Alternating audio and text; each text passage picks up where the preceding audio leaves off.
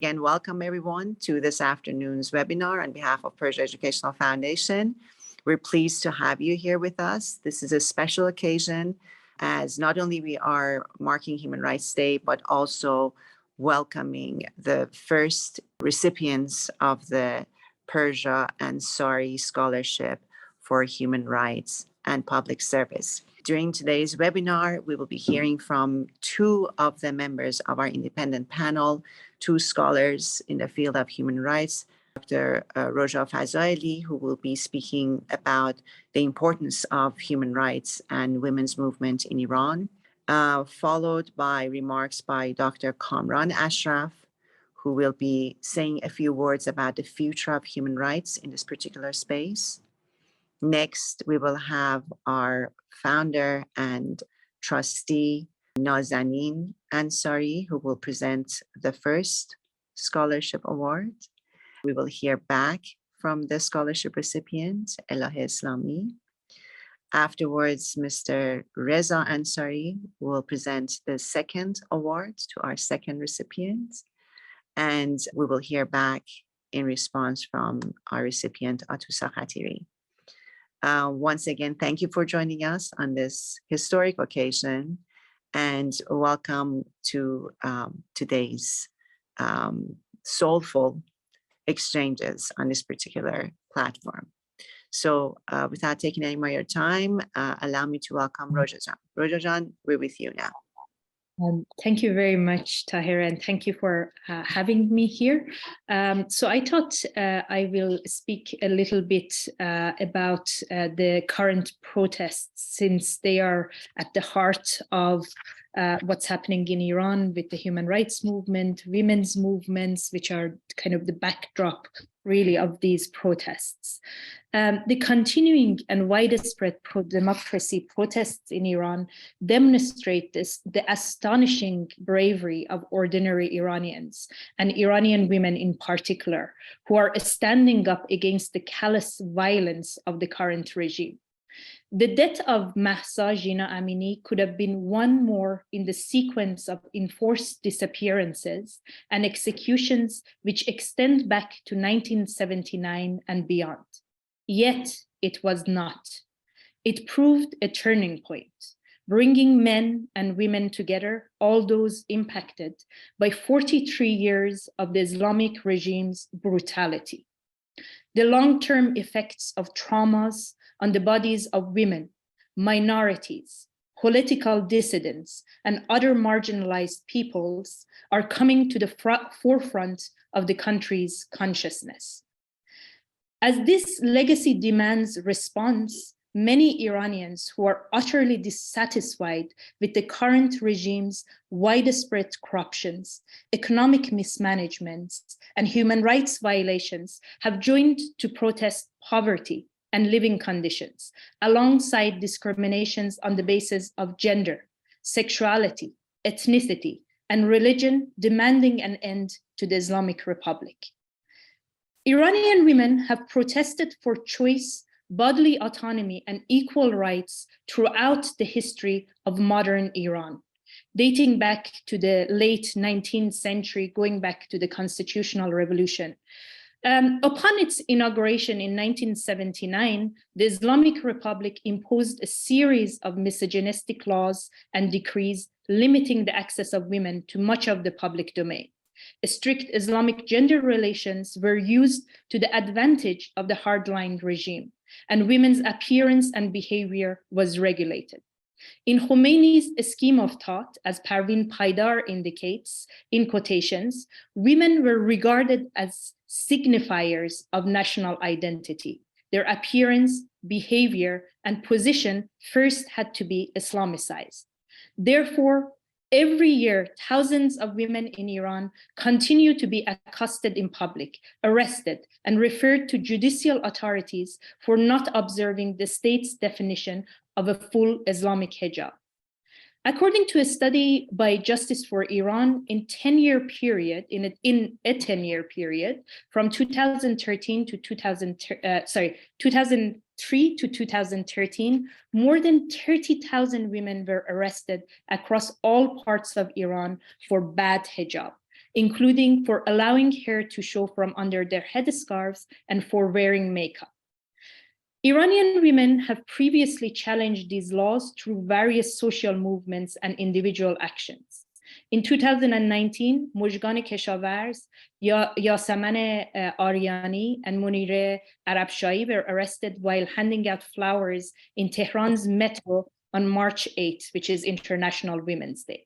They were sentenced to between 7 and 12 years in prison, respectively. In the same year, Sabah Kordafshari, another 22-year-old woman, was arrested for activity against compulsory hijab.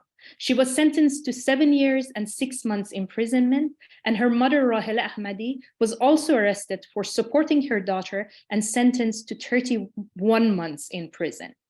And of course, I think many of you will also remember the 29 women who came to be known as Dokhtaran or the Revolution Street Girls in 2018, after they took off their headscarves and waved them on sticks. Dokhtaran Khiyaban Inqilab. Nasrin Sotoudeh, a prominent Iranian human rights lawyer representing some of these women, was also arrested in 2018 and sentenced to 12 years in prison. Of course, these are only some examples of many more women's rights activists who have been arrested, harassed, and exiled for activities which go beyond the wearing of the headscarf. The Iranian regime continues to violently suppress the ongoing pro-democracy protests, with at least 448 protesters killed, including 60 children, and at least 18,000 people arrested. There are at least 44 women's rights activists who have been detained since the beginning of the protest. Yet, as a people, we have a powerful history of resistance to foreign intervention, repressive regime, and religious fundamentalists. And now the women of Iran, and many of you have seen that they've also been named as Time Magazine's Heroes of the Year, are recalling that tradition and leading once again, with many taking off their scarves, asserting control of their bodies, and in the process, inviting in all those who have been diminished, repressed, held captive by the violence of the current regime.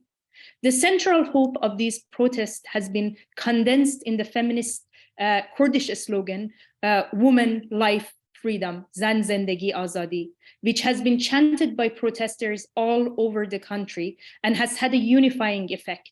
Its significance is in the fact that it goes beyond ethnic, religious, and ideological boundaries. It is a chant for a new Iran where discrimination on basis of gender, sexuality, ethnicity, and religion is part of our past, and where the future is cultivated by a people who live as equals, secure in their basic rights and freedoms. Thank you. Thank you very much, Rajan, for your remarks. Much appreciated. Over to you, Kamran Jan. Thank you, everybody. And it's good to be here, and congratulations to the two recipients. It's lovely to see both of you, and lovely to see that so many people have made it out here today. I'm just going to be speaking very briefly a little bit about some future aspects of human rights and how it relates to our two scholarship recipients here. To me, human rights are both timeless and changing. I believe that they are eternal and temporal.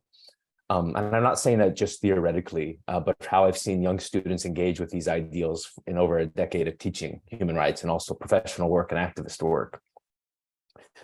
What we consider to be essential and eternal in human dignity is actually a process that grows towards a fuller conception of the human being. As we've seen over the many years, the idea of what we consider to be a human being has changed. LGBTQ rights is an example.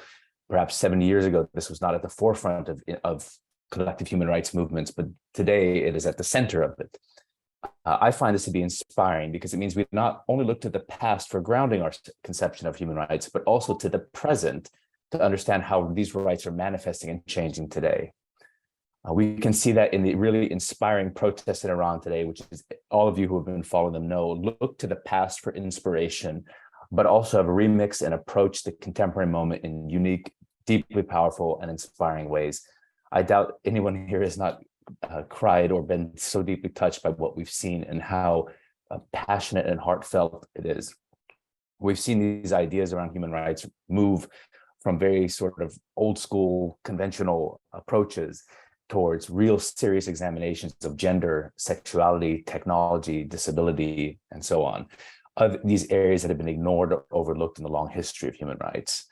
And in fact, if we want to connect it to Iran, if we recall, the idea of technology and human rights really came to the forefront in the global human rights movement during the 2009 Green Movement protests, which brought ideas like citizen journalism that we're seeing right now in the protests in Iran to the forefront. So in a way, if we think about Iran's history, we gave the world human rights via the Cyrus cylinder and also digital rights at this important moment in human transformation.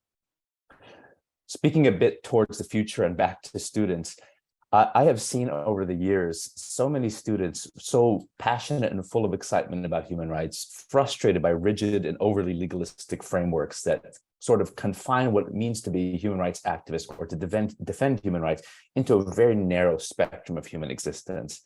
And I've seen them desperate to expand and broaden how we engage and think about rights, whether that's through art, scholarship, activism, technology, and whatever else might emerge, or combinations of all of these, which I find to be the most interesting. And I think we should embrace these innovations as they are all both manifestations of human dignity and progress towards it. A new generation of young people are working to redefine these rights with all the wisdoms and insights gained over the past 70 years. To an extent, these older versions of rights are a little too rigid, if you ask me, or seek to constantly reframe contemporary issues as simply footnotes to the past. But I do believe that the present moment, and I believe that many young people believe that as well, that the present moment has its own dignity as well. But for these rights to evolve or change or to be relevant to the contemporary moment and to current generations, we have to re-examine them and understand them in light of what's happening today. This is what I have seen exemplified by these two exceptional awardees today, whose research, practice, activism, heart, and soul all look towards how human rights manifest today, and are also then creating that light so that we can move forward with the idea of human rights while keeping an eye on the past. With both of these candidates, I am just so excited and hopeful for the future of human rights, and very honored that they are taking the torch forward, or the cell phone light forward, if we want to use my modern conception adapted to this situation as we look to the future of human rights. So congratulations again, and here's to the future. Thank you very much, Karan John. It is, in fact, a very happy occasion, forward-looking and outward-looking, and bringing the future to today's generation through these two scholarship recipients and the trustees of Persia. On that note, over to you, Nazanin John. Thank you very much for being here. Thank you for founding Persia, and thank you for presenting this first award. Well, thank you very much, Tahir John, and also to all of you who are present here, attending. And in 2 days, actually, it will be nearly more than 2 years that my father has passed away. That's 10th of December, which coincides with Human Rights Day. And that's why we thought it would be fitting that his memory and legacy would live through a new generation of Iranians who have devoted their lives to those values that were really closest to his heart, and that is the pursuit and protection of the public good. Abdurreza Ansari belonged to that generation of young, forward-looking, and can-do Iranians who combined a deep attachment to Iran with modern skills of management. And he dedicated his life to public service and philanthropy. And in one of his last positions, he was basically in charge of the Imperial Organization for Social Services, which provided a safety net for the more vulnerable sections of the Iranian society and filled the gaps in education, welfare, and health coverage that was offered by the government. And it played a really crucial role in the mass literacy campaign, especially through the Women's Organization of Iran. And it earned the UNESCO's Gold Medal for Success. Now, it was his fervent belief that investing in youth education would further global prosperity, and that this philosophy and his career inspired the establishment of Persia Educational Foundation. I wasn't the founder. I did what I was guided to do.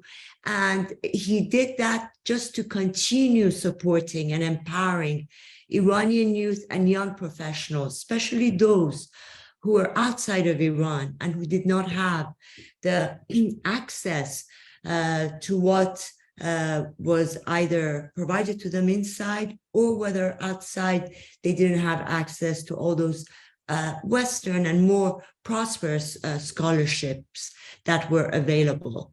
And so this scholarship, that the Abdulrazak Ansari Scholarship, is designed to support the education of students of Iranian descent, of any age or citizenship, but enrolled in a master or doctorate program in human rights or public service at an internationally accredited university in the United Kingdom or elsewhere in the world.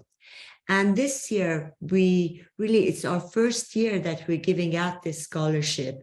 And the funds that we are giving this scholarship from were those that my father's friends and colleagues, they all set up in his memory. So it is my great pleasure to be able, and great privilege to be able to give it to announce the first recipient, Elahe Islami, who has been a student in a master's program at Central European University in Austria, and that she has actually concentrated on the role of social media. And that's very close to her heart, of an unpaid labor of women. I just want to add a footnote, like even though nowadays in Iran, there are actually maybe more female students than male. But once you get to the field of employment, for example, Iranian women only make up 15 to 60% of the workforce. But even in unemployment, the unemployment rate is higher amongst women than men. So you see, there's a lot of systemic structured inequality as far as women employment inside Iran.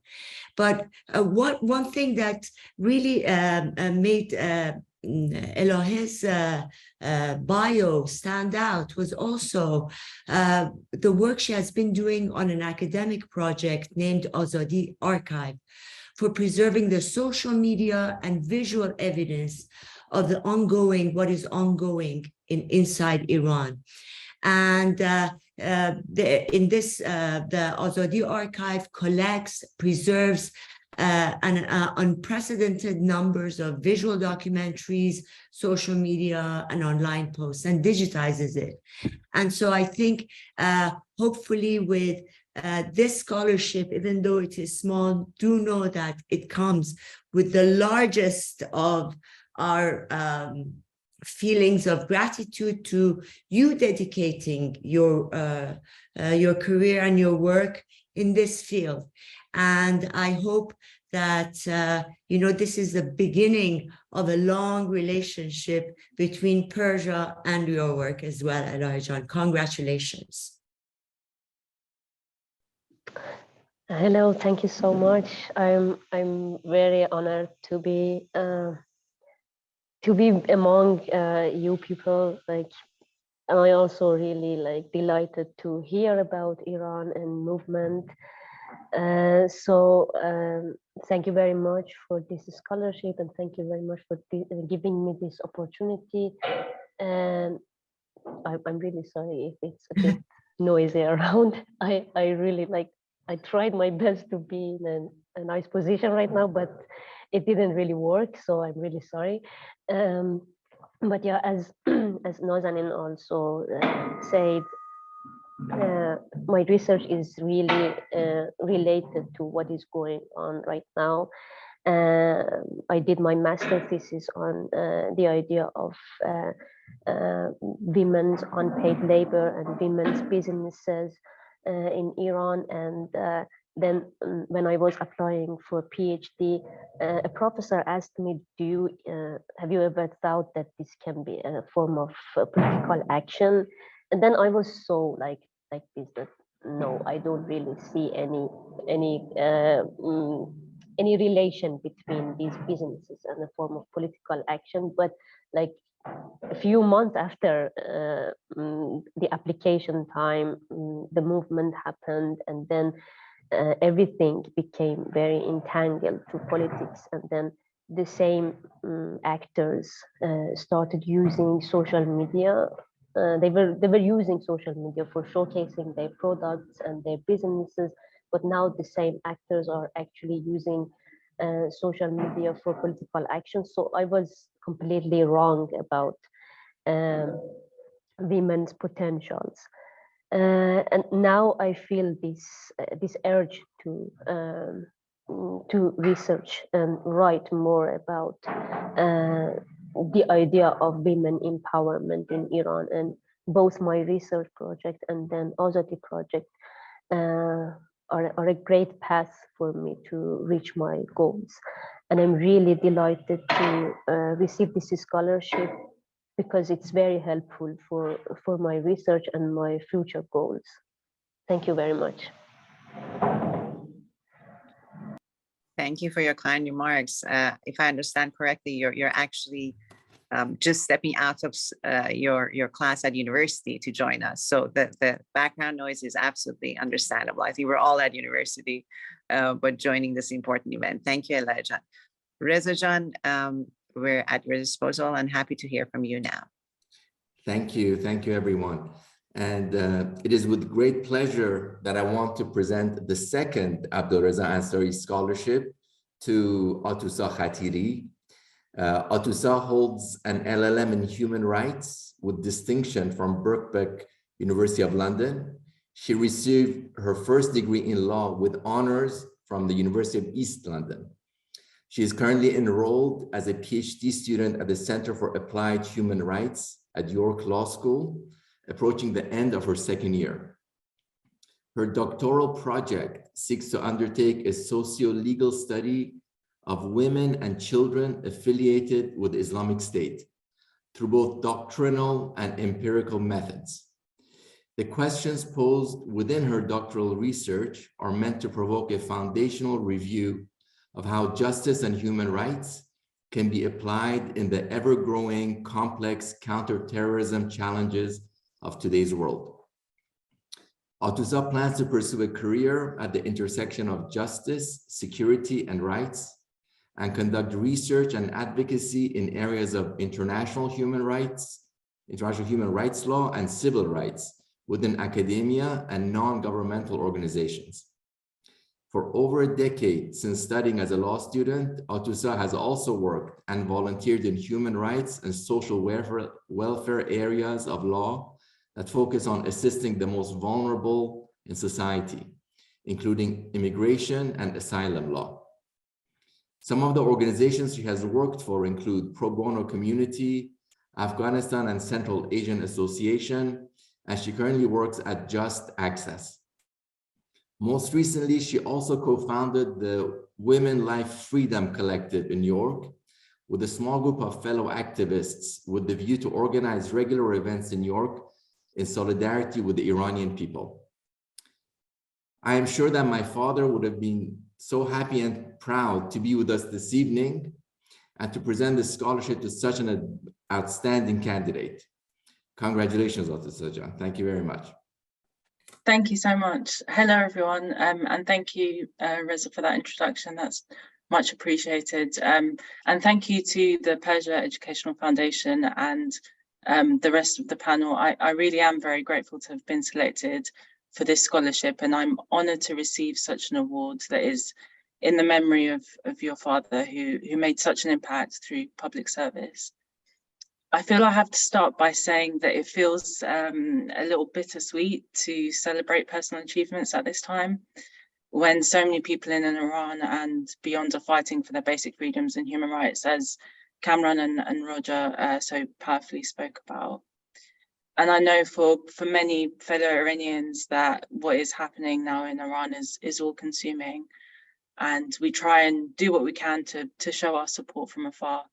And as Reza mentioned in York, we're trying to do what we can to raise awareness of what's going on with the large kind of student population that's here and with the general public. And also by connecting with workers who are on strike. So the university union that was striking recently here, Royal Mail and the railway strikers as well.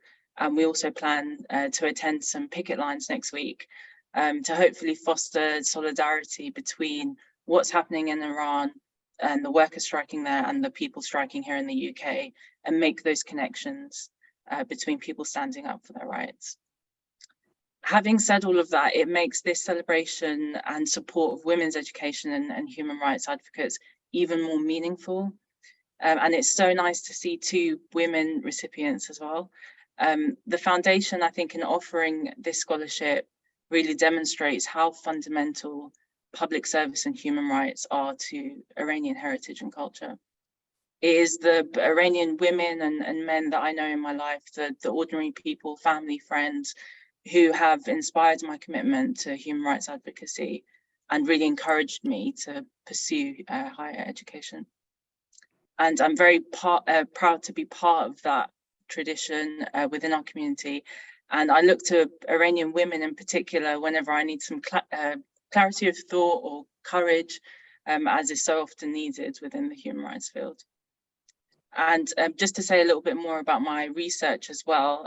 So as Reza covered, my doctoral project is looking at the women and children affiliated with the Islamic State. And I'm considering the relevant legal and human rights issues and what justice can look like in this context. And a foundational part of my research is considering how justice and human rights can be applied in today's world, where the challenges are so complex and terrorism has as many faces. And I hope to be able to contribute to better understanding and a human rights centered approach in decision making and policy on these issues. And as my fellow recipient said as well, there's very few opportunities in terms of scholarship and support in the human rights field within higher education. So I am very grateful for this opportunity and would again like to extend my thanks to Reza and the foundation for awarding me this honor. Thank you very much. Thank you, Atusa John. Thank you, Ella John, for your insightful and amazing responses and remarks regarding the scholarship. The work that you're both carrying out, as was highlighted by our trustees, is invaluable to our community in general and at this time in particular. So congratulations again to both of you. Thank you for being here with us today, although you're both at university working hard. We welcome your contributions in the future to Persia. You're now part of the Persia family of scholars and educators who are working together to not only make our nation a richer nation, but in fact contribute to a better world. So with those thoughts in mind, I'm going to bring this webinar to a conclusion with your permission. A reminder that Persia Educational Foundation has been established to support Iranians worldwide who have the ambition to give back to their communities through the pursuit of public service. So Persia has been in place since 1997, but it has become fully active since 2016 to assist Iranian descent students and young professionals, primarily in the UK, but also internationally, as we have witnessed this evening. We have a recipient from the United Kingdom and have one from Austria. So please visit our website, please follow our social media, please contribute to our scholarship funds. 100% of your donations go to the scholarships and are there to support Iranians who are studying overseas. We thank you for your time this evening. We thank you for all that all of us are doing to join our countrywomen and men in Iran to make the world a better place. And we thank you again for making Persia a priority in your donations and in your support for the Iranian community. Thank you very much and good evening to everyone. Join us again in January for another webinar. Thank you, everyone.